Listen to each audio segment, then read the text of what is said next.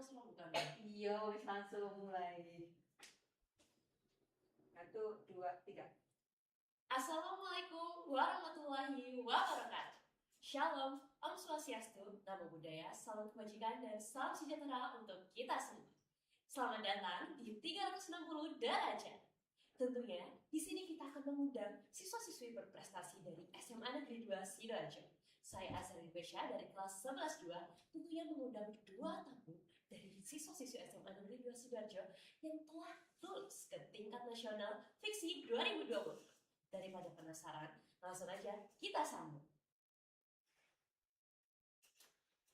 Halo. Halo. Halo. Siapa nih? Oke, ini boleh banget yang namanya perkenalan dulu deh. Dari kelas berapa, namanya siapa, dan kesibukannya akhir-akhir ini apa? Oke, perkenalkan, nama saya Jian Anidiasa Pira dari kelas 12-8. Kalau aku Monica Vanesia Toha, aku juga dari 12-8. Oke, jadi ini teman satu kelas ya? Betul. Oke, jadi tentunya kalian berdua ini di sini diundang karena ada alasan tertentu nih, yaitu kan kalian itu telah lulus ke tingkat nasional dari Fiksi 2026. Betul? Betul banget. Oke, itu kalau boleh tahu itu kapan dan gimana sih ceritanya bisa sampai ke tingkat nasional? Jadi kita mulai dari tahap 1 itu sudah mulai dari bulan Mei ya. Di bulan Mei itu kita sudah mulai buat proses tahap 1. Jadi hingga saat ini kita udah mau lanjut ke tahap final. Untuk finalnya itu di bulan Oktober besok. Oke, bulan Oktober berarti masih baru banget ya? Iya. Kalau boleh tahu nih judulnya apa? Kalau untuk fiksi? Jadi untuk fiksi ini kita membuat inovasi yaitu Zolet Zolet filter. Oke, Zolet filter. Boleh dijelasin nggak Zolet filter itu apa dan kenapa memilih judul itu? Jadi Zolet filter ini kita mau bercerita. Nah, produk ini itu merupakan inovasi dari kita mengambil dari Luper Lapindo. Nah, itu tuh sebuah produk untuk filter akuarium. Jadi salah satu komponennya itu kita ganti dari Luper Lapindo. Oke, jadi diambilnya tuh dari Luper Lapindo ya, terus diolah menjadi batu untuk bahan untuk filter. Betul. Oke, kenapa kok bisa milih tema itu atau judul itu? Permasalahannya tuh apa di balik itu? Kan kita tahu sendiri ya, Sidoarjo itu punya satu daerah atau satu keunikan yang nggak dipunyain daerah-daerah lain. Itu kan Luper Lapindo. Nah, terus kita tahu sendiri kalau kemarin tuh Luper Lapindo itu kan sempat membobol tanggulnya. Nah, cara kita gimana ya biar kita tuh bisa ngemanfaatin, bisa mengurangi juga, terus juga bisa ngangkat Sidoarjo ke teman-teman yang belum tahu Sidoarjo itu sih apa sih, daerah mana sih, apa aja sih. Jadi kita ngambilnya Luper Lapindo karena urgensinya kan lagi butuh banget nih diselesain, gimana ya caranya, makanya kita coba penelitiannya pakai Luper Lapindo. Iya betul banget sih, apalagi kan sekarang tuh Luper Lapindo tuh lebih itu nggak sih, lebih kayak over konsumsi ya, kayak over Bener. gitu ya sekarang produksinya. Makanya itu kalian ngambil Luper Lapindo tuh sebagai tata cara atau cara sebagai untuk mengurangi Luper Lapindo itu sendiri kan ya. Bener banget. Oke, luar biasa, emang menarik sekali ya. Oke, jadi dari adanya pengelolaan Luper Lapindo itu menurut kalian gimana dari awal tahap Luper Lapindo itu jadi batu itu gimana proses dan tahapnya? Untuk proses dan tahapnya pertama-tama ya kita ngambil Luper Lapindo ya dulu. Kita didampingi oleh PPLS. Jadi di Sidoarjo itu ada namanya Pusat Pengendalian Lumpur Sidoarjo. Jadi kita menuju ke sana dulu meminta izin.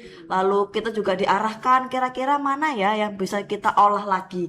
Karena ada juga beberapa lumpur yang ternyata tidak bisa diolah kembali. Jadi kita diarahkan juga untuk mengambilnya seperti apa. Ketika kita sudah diambil, kita melakukan baru mekanismenya tuh, bagaimana kita mencucinya, mengubah zat-zatnya, kita menurunkan pH-nya. Ketika kita sudah mendapatkan standar yang oke, lalu kita keringkan biar dia bisa jadi batu. Oke, jadi tetap ada prosedurnya untuk meminta izin ke badan-badan yang Betul. emang menjaga Luper Lapindonya gitu ya. Betul. Oke, nah dari adanya penelitian kalian ini di fiksi ini, menurut kalian apa sih yang paling susah buat dikelola atau bagian yang emang menjadi challenge-nya nih? Nah, untuk challenge-nya sendiri kita butuh waktu yang lumayan cukup lama ya untuk proses pembuatan dari lumpur lapindo yang mentah itu tadi menjadi batuan zeolit yang bisa menjadi filter itu tadi. Betul. Jadi cuma itu aja sih sejauh ini. Itu kurang lebih berapa tuh? Waktunya tuh berapa lama? Sekitar 4 sampai seminggu bahkan untuk nurunin pH-nya gitu. Jadi kan ini kan kita gunakan juga untuk makhluk hidup lain kan. Kan ada ikan yang tetap menggunakan airnya. Jadi kita harus betul-betul pastiin kalau kita digunakan ikannya tetap hidup dan enggak mungkin tiba-tiba mati atau segala macamnya. Iya, itu kan tentunya juga kalau misalnya dari zat lumpur lapindo kan juga ada zat-zat yang berbahaya gitu kan ya. Betul. Takutnya kan juga akan mempengaruhi dari ikannya sendiri gitu kan. Betul banget. Nah itu kalau boleh tahu tuh gimana sih latar belakang kenapa kalian tuh milih judul itu? Maksudnya kayak kok bisa kepikiran adanya judul itu tuh buat diterapin ke fiksi kalian gitu? Nah, jadi di fiksi tahun 2026 ini tuh tema sendirinya itu adalah mengangkat dengan kearifan lokal. Nah, kearifan lokalnya di Sidoarjo yang kita tahu kan kayak kupang, dan yang pasti kan lumpur lapindo kan yang paling terkenal. Nah, itu kita mengambil dari situ dan tentunya kita nggak hanya berdua aja memikirkan ide itu, kami juga dibantu dari Bu Asri, pembimbing kami. Jadi, bagaimana ide itu bisa muncul karena ide dari kita Kebersamaan ya. Jadi kita banyak ide, lalu kita sudutkan, kita pusatkan kira-kira ini gimana ya yang bisa jangkauannya kita bisa kontrol dan sebagainya. Oke, jadi tentunya kalian itu mengikuti fiksi ini tuh nggak sendiri tapi juga dibantu gitu ya. Betul. Oke, jadi kalau menurut kalian nih dari tahap-tahap proses atau pengolahan dari lumpur lapindo ke batu itu tuh kira-kira emang butuh biaya yang banyak atau gimana? Kalau untuk biaya sih kebetulan kita juga dibantu oleh sekolah, oleh lab sekolah juga. Jadi kami paling hanya mengeluarkan kecil aja, kayak misalnya cetakannya, terus kayak dalam ovennya saja. Kayak misalnya kita penurunan pH, itu kan ada lab sekolah kan menyediakan seperti cairan NaOH-nya, lalu pengukuran pH-nya, kemudian ada Aquadesia itu kan semua dari sekolah. Jadi untuk pengeluarannya besar tuh dibantu oleh sekolah juga. Oke, Kita jadi mostly itu emang didukung dari sekolah sekolah, juga ya. betul. Oke, ini kalau boleh tahu tuh selain kalian ngikutin fiksi tuh ngikutin apa sih selain fiksi? Nah, kebetulan kita juga ngikutin satu lomba lagi dari Puskesmas yaitu opsi. Oh, oke, opsi boleh diceritain dong itu gimana? Nah, jadi opsi itu adalah Olimpiade Penelitian Sains Indonesia, siswa Indonesia. Nah, itu kita mengambil dari kearifan lokal juga judulnya kita. Nah, jadi kita mengambil dari karena di Sidoarjo ini banyak tambak ya, terutama di daerah Sekardangan, Candi, Kancabaya gitu.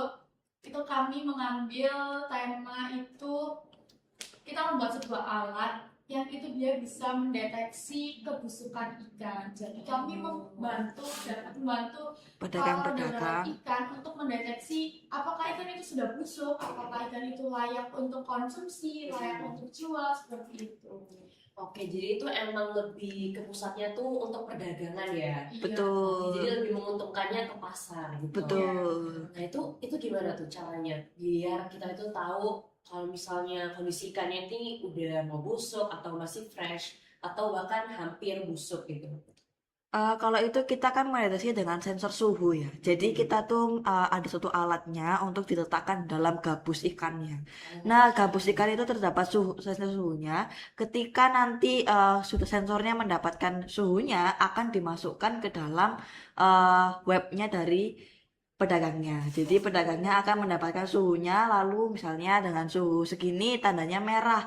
Kalau merah berarti sudah busuk nih. Lalu apa yang bisa dilakukan oleh pedagangnya? Jadi karena pedagang biasanya kan lebih paham ya bagaimana lokasi lapangan. Kalau misalnya suhunya lagi panas nih, kurangnya apa segala macam. Jadi kita hanya membantu kira-kira kalau dalam jangka waktu segini suhunya segini. Nanti gitu. Ada juga kayak jadi dikasih database setiap hari kira-kira kayak gimana. Ada untuk evaluasi pedagang untuk hari selanjutnya juga. Oh gitu. Jadi tentunya tuh kalian itu memberikan suatu antisipasi gitu ya. Betul. Buat adanya makanan mereka itu biar nggak busuk, biar nggak cepat busuk gitu ya. Jadi untuk lebih ke menanggulangi. Iya. Oke. Jadi karena kan kita tahu ya fiksi dan opsi itu adalah suatu hal yang berbeda. Kalau misalnya fiksi itu kan membuat kayak kewirausahaan gitu kan ya. Tuh. Kalau misalnya opsi kan sebagai penelitian. Iya. Nah, menurut kalian ini dari adanya dua perbedaan tersebut, yang paling susah itu yang mana? Yang paling susah ditinjau itu apakah opsi atau fiksi? Dan lebih membutuhkan waktu lamanya tuh apakah opsi atau fiksi? Nah, untuk opsi dan fiksi kita punya challenge yang berbeda nih, Kak. Beda-beda. Untuk opsi sendiri kami sudah untuk tahap penelitian ini sudah jalan 3 bulan. Untuk yang fiksinya itu sudah 1 bulan sejak pengumuman tahap 2. Oke. Nah, itu kami kalau untuk fiksi sendiri itu tadi yang sudah saya jelaskan, untuk pembuatan dari bilangan pH, proses pembuatan jalannya itu yang challenging-nya. Untuk yang opsi sendiri kami ada challenging-nya itu untuk membuat alat tadi, karena kita juga perlu untuk memprogram sensor IoT, Betul. sensor RGB-nya, dan juga sensor cahayanya itu seperti apa. Oke, jadi kalau misalnya yang sensor-sensor itu emang lebih susah apa gimana tuh daripada yang fiksi? Sebenarnya sama-sama susah, tapi karena kita kan dibantu oleh Bapak Ibu guru juga, jadi kita bisa menyelesaikan lah masalahnya. Kalau dari opsi kita juga didampingi oleh Bu Novita. Bu Novita sendiri kan backgroundnya mengajar fisika, Iya. jadi sangat paham sekali mengenai sensor-sensor. Jadi kami dibantu oleh Bu Novita sehingga challenge-challenge itu bisa lah pelan-pelan kita selesaiin gitu. Oh, Karena kalau di compare kita nggak bisa jawab tuh kira-kira mana yang susah karena challenge-nya beda-beda dan punya level yang sama-sama susah gitu. benar. Jadi itu emang dua-duanya tuh sama-sama susah, tapi emang gimana caranya kita nyelesain itu gitu kan ya. Betul. Dan tentunya mereka juga menyelesaikan itu dengan bantuan atau support dari para guru gitu. Betul banget. Nah, ini kan kakak-kakak sekalian itu kan dari kelas yang sama nih kan. Nah, itu latar belakangnya gimana sih kok bisa jadi partner untuk mengikuti lomba atau ajang-ajang seperti ini, itu gimana sih ceritanya? Awalnya kita kan kelas 11 bareng juga. Jadi waktu itu saya kepinginnya ikut opsi. Nah, terus habis itu saya coba cari-cari partner lah. Kira-kira siapa yang mau ya? Kebetulan Jian itu mau. Tapi Jian itu aslinya pengennya ikut fiksi. Nah, sebagai timbal baliknya saya ikut bantu Jian bikin fiksi. Jian bantu saya bikin opsi. Oh, Gitu. oke. Meskipun ketertarikan atau keinginannya itu berbeda Beda, gitu ya. iya. Tapi yang pastinya juga ikut bantuin satu sama lain. Betul. Oke, berarti emang benar-benar saling melengkapi gitu ya. Iya, bener Nah, banget. itu kalau misalnya nentuin partner gitu, kenapa kok milih Kak Jihan? Dan juga Kak Jihan kenapa kok milih? Kalau milih Jian karena Jian tuh idenya bagus-bagus banget biasanya. Kayak misalnya kita kan sebelum itu pasti ada kerja kelompok yang kayak kelas-kelas yang di mata pelajaran kuliah kan pasti ada kerja kelompok. Nah, Kak Jian tuh punya idenya itu banyak banget. Sedangkan saya tuh lebih ke eksekusinya kayak ini harus gimana ya? Kalau ide itu kadang kayak bingung sendiri gitu loh. Nah, sedangkan Kak Jian tuh punya banyak ide, jadi coba hubungi Kak Jihan. Oh gitu. Jadi berarti itu dari ada kekurangan tersebut dan kelebihan itu tuh sama-sama melengkapi gitu ya. Betul.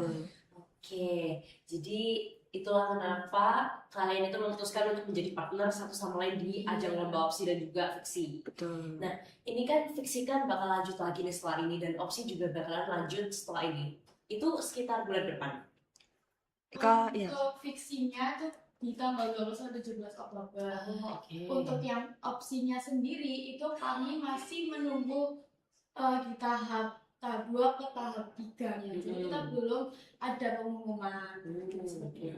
Oke, dari fiksinya sendiri kan sudah ditentukan tuh tanggalnya. Itu kira-kira persiapan dari kakak sekalian itu gimana untuk mencapai ke titik yang berikutnya itu gimana? Jadi kita udah ada dari pihak Dinas Provinsi Jawa Timur itu sudah mengadakan pembinaan tiga kali untuk yang tahap 3 ini. Jadi seluruh Jawa Timur kita dikumpulkan di Surabaya. Itu kami melakukan pembinaan yang intens dengan salah satu narasumber. Jadi kita merasa cukup untuk bekal ke final nanti bagaimana. Oke, tapi itu kalau misalnya ke babak final berikutnya tuh emang udah dikasih tahu kan kisi-kisinya tuh yang bakal ngapain aja gitu, itu udah dikasih tahu? Kebetulan juga narasumber kita itu kan salah satu mantan juri yang tahun lalu. Oh, Jadi ya oke.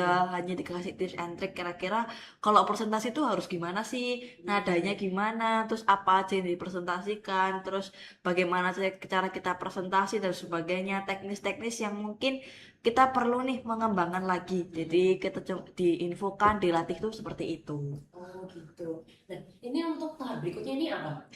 Tahap berikutnya itu kita ada expo dan presentasi. Karena kita kewirausahaan, jadi kita seperti melakukan expo pasar. Jadi kita melakukan expo penjualan di Bali. Lalu tahap terakhirnya kita ada presentasi pada Dewan Juri. Oke, jadi itu tahap berikutnya tuh expo dan juga presentasi ya. Betul. Nah, kalau untuk tahap-tahap berikutnya sebelum kalian masuk ke tingkat nasional ini tuh ngapain aja? Dari awal banget deh. Nah, kalau yang fiksi itu tahap 1, pastinya kita menyiapkan proposal usahanya. Nah, proposal usaha kita itu seperti apa, mulai dari BMC, SWOT, terus dari ringkasan eksekutif dan lain-lain. Untuk tahap 1-nya itu. Untuk tahap 2-nya kita itu ada kayak bukti penjualan. Karena kita di pengembangan usaha, jadi kita harus mencantumkan Pengembangan. hasil dari Kerjasama. penjualan kita, terus Kerjasama. kerjasama dengan mitra, terus dan juga produk kita itu gimana, seperti itu. Oh gitu. Berarti kalau misalnya di fiksi ini tuh lebih ke gimana cara kita itu ngasih atau mengumumkan ke ke para siswa ya, atau ke para halayak umum Iya, gitu ya. Betul. Ke masyarakat. Jadi lebih berfokus kepada cara kita menjualkan kepada mereka. Iya. Oke. Menurut kalian sendiri tuh susah apa enggak untuk menjualkan produk kalian ke umum? Kalau ini sih kita susah-susah gampang ya, karena kan waktu kita zaman-zaman COVID kayak 2023 sampai 2025-an itu kan lagi viral banget yang akuarium. Masyarakat lagi hobi banget kayak ikan-ikan hias, ikan-ikan koi gitu banget. Jadi kita juga lumayan mudah untuk memberikan kepada customer. Terus juga untuk kerjasama, kebetulan deket-deket daerah kita itu banyak sekali toko ikan hias. Jadi bisa diberikan kepada kayak kemitraan. Jadi kita memberikan kepada tokonya kayak disewa nih, kalau ada yang beli keuntungannya nanti bisa di 1/2 gitu. Oke, berarti ini tuh lebih kayak pembagian dengan pihak lain gitu ya. Betul. Berarti bekerja samanya dengan pihak lain. Betul. Oke, kayak gitu ya. Kalau misalnya yang opsi nih, yang opsi itu gimana dari awal tahapnya sampai ke sekarang itu gimana? Kalau opsi kan kebetulan bukan kewirausahaan, jadi kita tidak menjual produknya, kita Iya, hanya betul. melakukan penelitian. Sejauh ini sih kita dari awal kita buat juga proposalnya, jadi kita ngajuin dulu tuh ke juri kira-kira kita mau bikin apa. Jadi dari tahap proposal ini kita belum bikin produknya. Ketika kita udah lulus proposal, baru selama 3 bulan dikasih waktu 3 bulan untuk membuat produk dan uji coba. Nah, saya melakukan produk dan uji coba, barulah kita menyusun namanya laporan.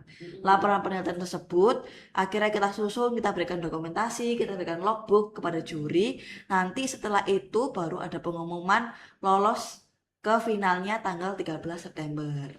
Oke, berarti emang dikasih durasinya tuh cukup lama ya. Betul. Nah, penelitiannya juga perlu memerlukan waktu. Iya, sebenarnya banget. Nah, kalau misalnya ini tuh emang sebelumnya, sebelum opsi dan juga fiksi ini tuh emang udah pernah ikut ajang-ajang lomba yang kayak penelitian gini apa belum? Kalau dari aku udah pernah ikut opsi yang tahun lalu, cuman belum lanjut sampai ke finalnya. Oke, berarti ini dicoba lagi dengan partner yang baru gitu ya. Betul. Berarti kalau misalnya dari Kak Jihan sendiri, ini apakah emang udah punya pengalaman untuk semisal menulis laporan itu bagaimana, tata cara kriterianya itu bagaimana tuh emang udah tahu?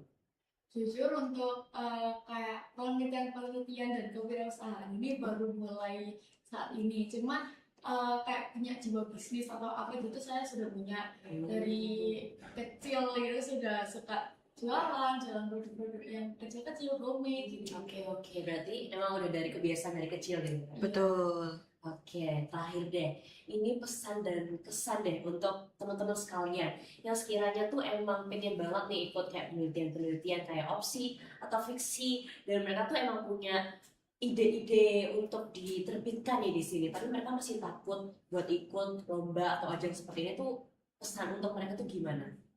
Jadi untuk pesannya itu ya, karena kalian masih mungkin yang kelas 10 sekarang kan dari kelas 11 ada pas prestasi. Nah, kalian Betul. bisa Manfaatin. memanfaatin dan konsultasi langsung dengan Bapak Ibu pembimbing, dan juga bisa mengikuti ajang-ajang yang mungkin biasanya diadakan oleh universitas. Jadi kan yang ini diadakan langsung oleh Puskesmas. Jadi kalian bisa mulai latihan dari sekarang itu mungkin mengikuti dari universitas-universitas terlebih dahulu. Ya.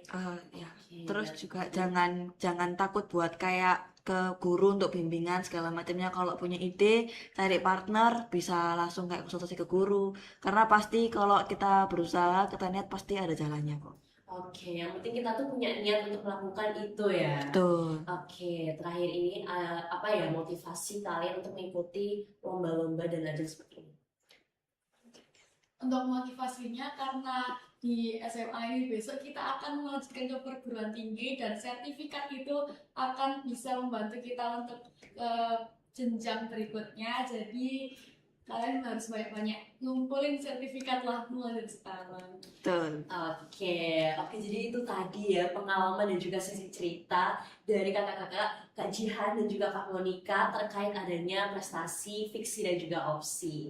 Nah tentunya teman-teman kita bisa mengambil pelajaran dari prestasi mereka itu untuk kita ambil menjadi suatu motivasi ya, suatu motivasi untuk suatu motivasi kita supaya kita itu bisa mendapatkan suatu prestasi untuk masa depan kita tentunya.